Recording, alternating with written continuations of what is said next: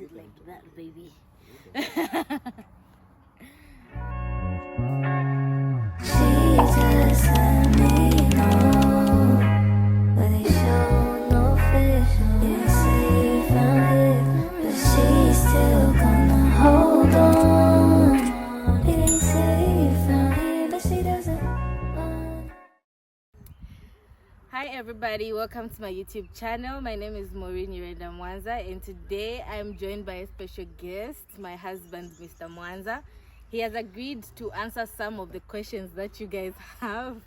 I cannot used to me calling you Mr Mwanza. No, not yet. Not yet. Yet. Still not yet, but you know. For let's proceed. ceremonious, you know. Please, what's that?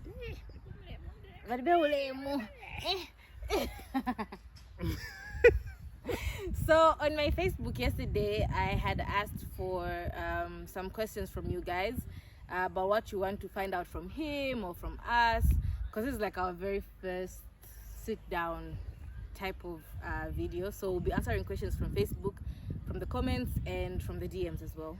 So let's get into it. Right, into it. Right. Okay. All right. So how does he handle filthy comments towards you? Okay. Yeah, how do you handle the filthy comments towards me? Okay. Well, I guess in life you're always going to have weird, strange people, but we don't give them that attention, so to say. You don't give them that kind of thought, because the moment you do, people know that they have control over each time they try to use a certain type of language towards you. So really, try not to let it bother me, because I wouldn't want to stoop down to their level. All right, okay, that's cool. There's another comment that asked, how do you feel about like flirty comments that are on my posts sometimes? It's not a very often occurrence, I must say. So that was one of the, I was like, oh, what? But yeah, how do you feel about them? Flirty comments towards her. Okay, well, you are a very, a beautiful woman, and just because I married you doesn't mean you stop being beautiful. I mean, the same thing I see other men are going to see, and so to me, my stance is, yeah, she's still beautiful, but she's mine though. She's mine. Yeah, like like you you're dropping flirty comments. You're blowing up her comment section. Right? Yeah. You're blowing up the comment section. I'm blowing up her toilet. We're two different. Why would you say that? That's just wrong. I'm like, I was gonna say something else. So that was, I'm blowing up her back. I'm blowing up her toilet. So yeah, two different levels, man. Two different levels. That's as far as you get. That's as far as you can get in the comments. I'm getting a whole lot more. So yeah, I know the role that I play in her life, so it doesn't we're not on the same level. We're just not on the same level. Okay. Another question was, how do you feel about me being a social media person? How do I feel? Mm-hmm. How do I feel about you being a social media person? Well, I don't really have any negative thoughts towards it, for starts. I think I'll put it that way. I don't have any negative thoughts towards it, because you are a very outgoing person, and I feel it goes back to the things that I love it. And I'm also a fan of her followers, because they're like so funny. I see the comments that they leave. I see the comments that they leave on live videos. On live videos, so even just on there's one who I've noticed here. She's like really hilarious. So I actually encourage her. Like, I'm very supportive of it. I'm very, very supportive of her being a social media person. it's fun, and it's something that she loves, and if it's something that she loves, I am fully in support of it. Okay. Another question that I remember seeing was, how do you feel about like the type of content that I put out, seeing as I come out really opinionated? Some people say, it would even go as far as saying I come out like a know-it-all and stuff like that. So what do you think about my content? What do I think? Okay, unfortunately, not on TikTok, so the few stuff that I probably get to see on Facebook, maybe. It's I wouldn't see it as a know-it-all. I would see it more as someone who's well. I've always known you to be expressive, even from when we were dating. You don't shy away from your thoughts. You don't hide your values. You don't wait for people to ask you about your values. You wear them out there, and because of that, I feel it's something that I've grown to find really interesting about you. And so for me, it's just like, I think I said it in one of our previous things, where it's like it's sort of acted like social media has just sort of acted like an amplifier of who she already is, and that's the person who I already know. So again, I don't wait. Am I answering the question? Yeah. So I don't have any negative thoughts towards that, or feeling like you should be restrained, because if I say you shouldn't do that, which means it deviates from the person that you are, or like I'm taking away from the person that you are, because that's how I have always known you.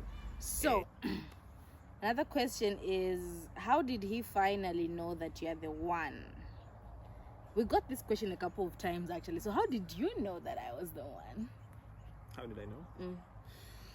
Well, for guys, there are points in life, like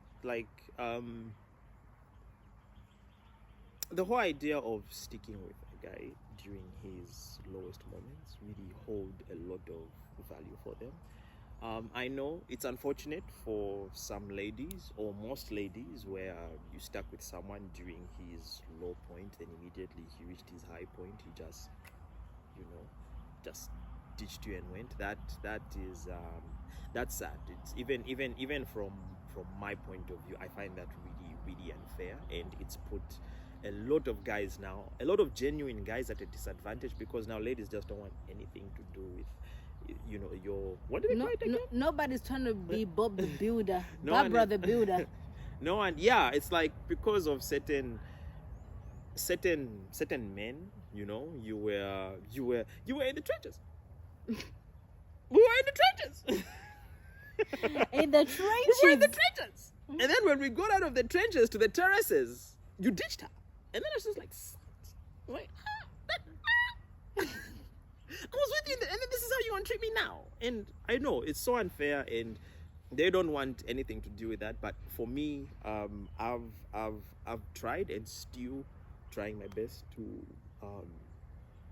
stick to what I promised myself, and which was, if God would just give me a chance and get me out the terraces, if I have that one person who was there by my side throughout that.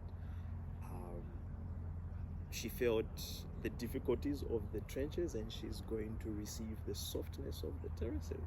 Aww. So because, yeah, for me, that really, it mattered a lot to me. And during that time when she stuck with me, I knew that this was the person that I needed for the rest of my life, and that's why I still treat her like I treat her even now. So that's when I knew that. For me, that's when I knew that. That's when she was the one. I don't know what other sign I needed. Even the heaven was just there, like, I don't know. I don't know what else you want us to give you. You needed an archangel to come and tell you. I don't know what else you want us to give you. I don't know. Okay, so another question is, what are some of the changes or challenges that you guys have faced from the time you guys were just dating and now that you are married? There's something that you mentioned. Something that I mentioned just when we were looking at the comments yesterday. Yeah, when we're just perusing through them. Okay, so since it sort of goes to both of us, some of the changes that and challenges, I would say changes is how we are now like in the same house. So which means that if I'm having a bad day, depending on whatever has happened, or if you are having a bad day, we will experience each other in that bad day mood Real time. in real time. When we were just dating, I was obviously at my mom's place and he was at his place, and so we could deal with our negative emotions away from each other. But now we're in the same house, so there's no dealing with it away from each other. You are in there.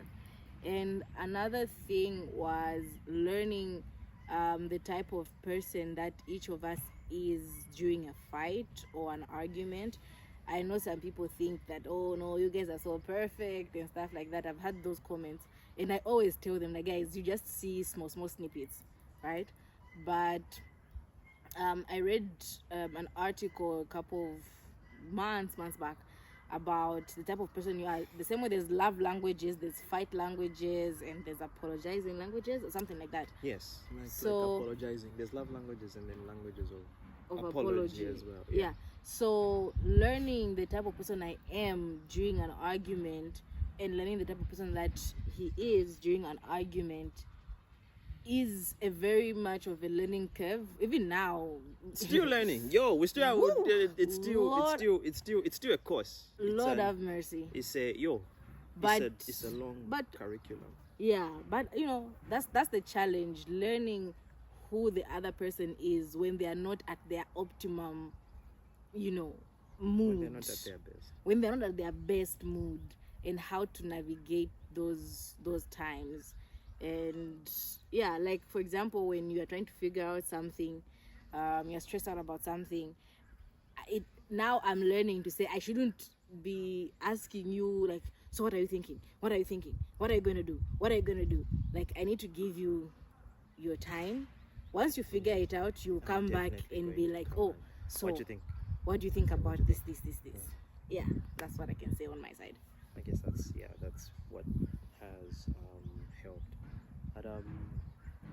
But to be honest, on that one, the challenges, I think you dissected it like fully, because those are the challenges that she has highlighted as of now. It's learning the apology languages, because when it's easy it's really easy to love someone at their best, but you know, when those difficult times comes through, that's where now you have to like tap into your patience bag. You have to pull out your patience bag, you have to pull out your reassuring bag, you know, because that's something that I feel I'm also learning. Like I need to talk to her.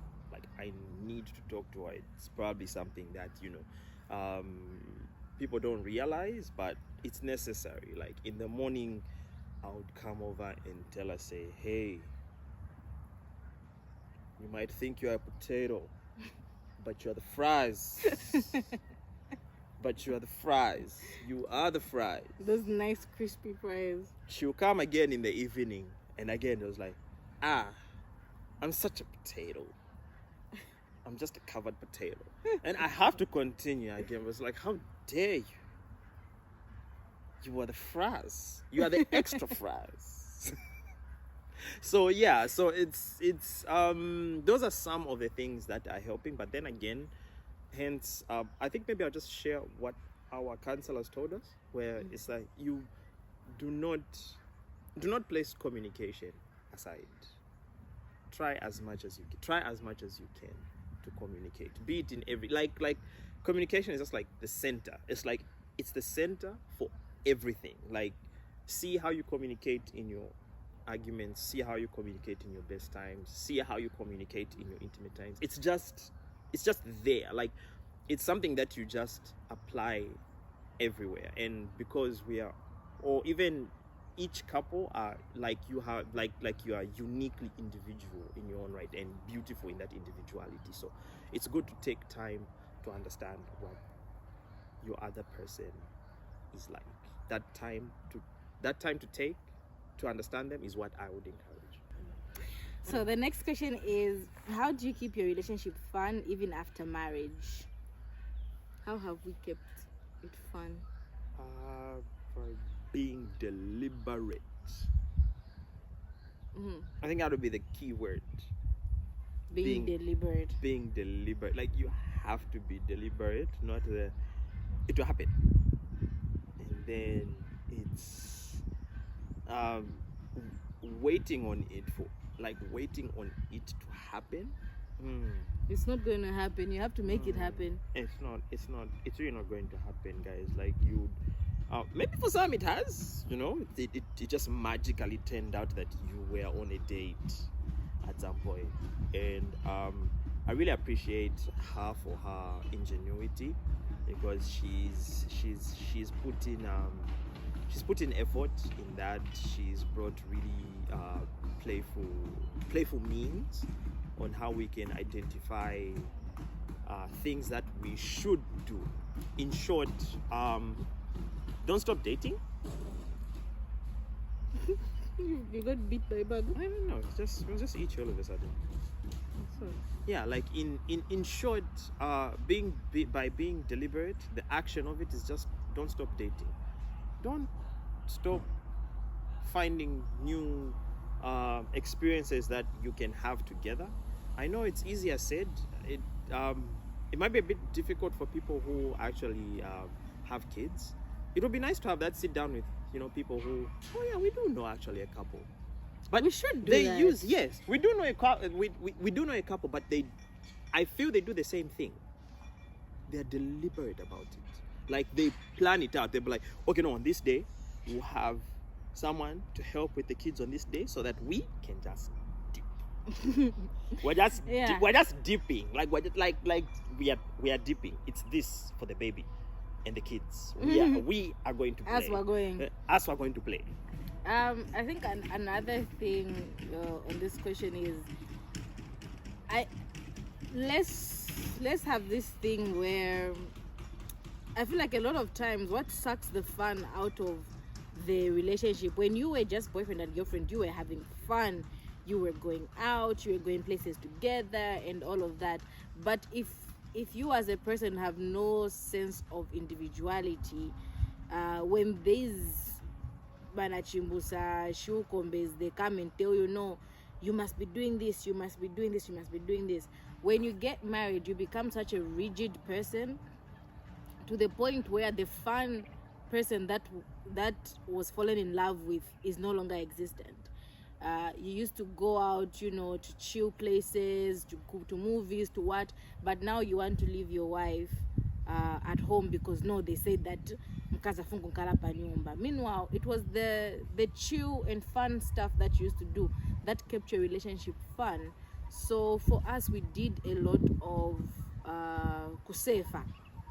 From what we were told by the counselors, by the fimbusas and what, we did a lot of kusefa on that, like, you know, sieving through the advice that we were given to see what works for us and what makes us happy.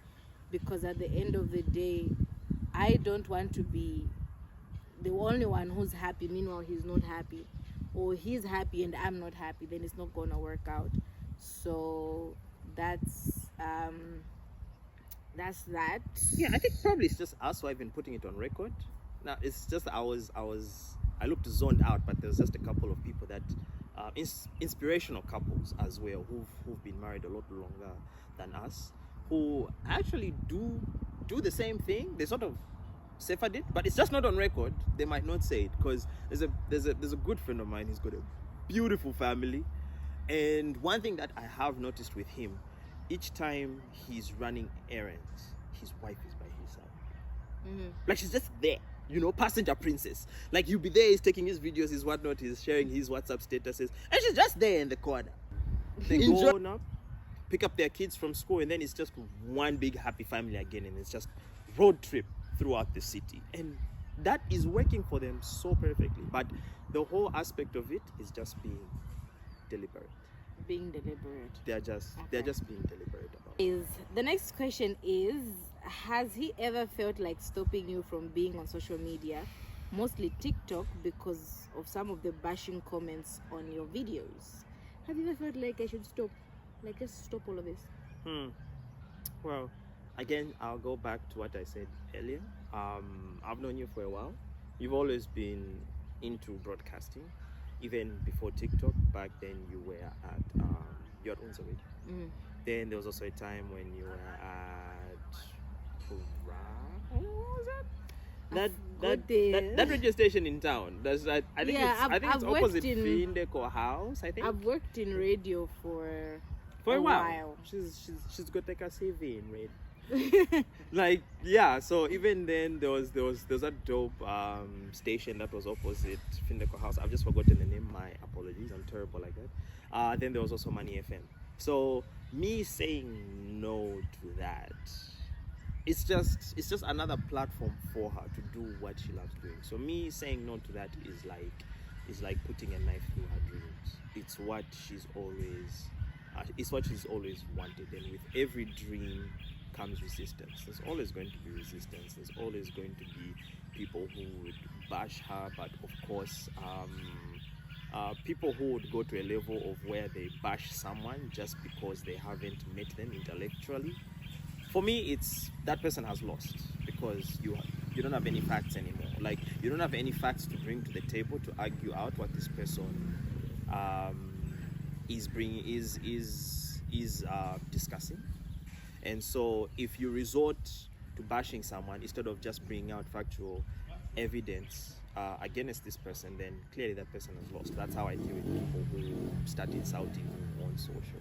If when they fail to argue out the comment, it just means that you've won intellectually. So that's how you deal with such people. Okay.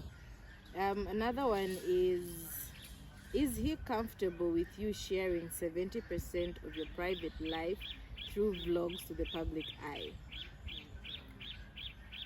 That's 70% of your life. No, but I guess they feel it's 70%. You guys think that's 70%? That's what 70%. I said. That's what I keep saying. Like, you guys just see a very small percent, because you see me cleaning, shopping, running errands, running my business. That's it. Like, and you think that's 70% of your life? No. Nah. Okay, but how do you feel about me vlogging my days and stuff like that? Since we've established that it's not 70%. I see it as a platform of where ladies share their experiences together. Like, I'm sure you've also got some tips from your informative followers as well, because they're very brilliant ladies on your platform. Like you can be doing something and then they'll be like, oh, hey, have you thought of this thing? And you're like, no, I haven't thought of it. Oh no, you should check it out. So it's like it's a good platform for learning and interacting with people. So no, I don't feel that's 70% of my life. There's a lot more she doesn't show you guys. All right. I'll just leave it there. Yeah. All right. So someone also said, I watched one of the videos when he helped you with chores. Don't people bash him about that? And what's his stance with men helping their wives with chores? It's